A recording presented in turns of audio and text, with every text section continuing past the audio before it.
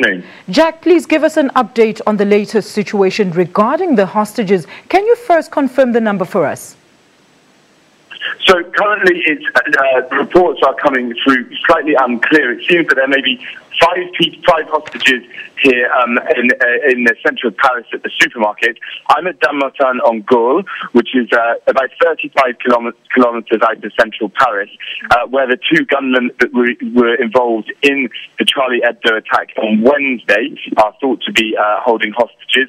There's a huge police presence, as you might expect, and they are trying to talk the men down. Now, the men have said that they are prepared to die, so there is some real concern about how these events might unfold. And clearly, in the centre of Paris, with this supermarket being held up, with a gunman who is expected to have been involved in the shooting of a policewoman in southern Paris on Thursday morning, they're concerned about what's going on there as well. Jack, there have been reports that the suspects have made telephonic contact with the French police. Have they stated their demands at this stage? At the moment, we don't know of any demands, but yes, it does seem that they are speaking to police. Clearly, the best French negotiators will be on hand to try and de-escalate the situation and to try and prevent any loss of life. Now, Jack, yesterday it was also reported that a female police officer was killed in a shootout. Do you know if these two incidents are linked at this point, Jack?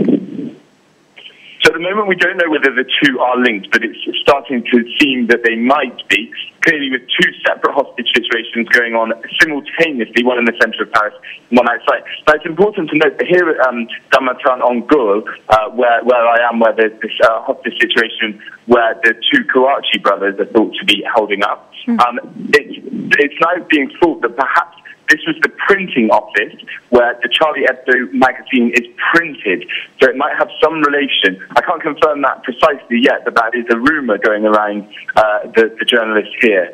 So perhaps there's a link, a direct link there, thematically to the shooting at the Charlie Hebdo HQ in central Paris.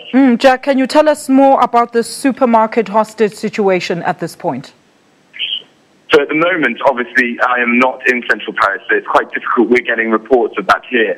But there are reports that one person at least has been killed and that others have been injured there, and that perhaps there are a number of other hostages. But at the moment, I'm waiting to hear more on that as well from the centre of Paris, and reporting here from Dammartin-en-Gaule. All right. And Jack, what else can you tell us about this saga as the whole world is shaken by this incident?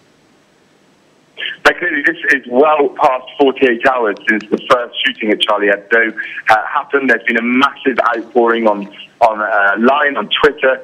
World leaders across the globe have been coming out and showing their support and saying to France that they'll do anything they can to help.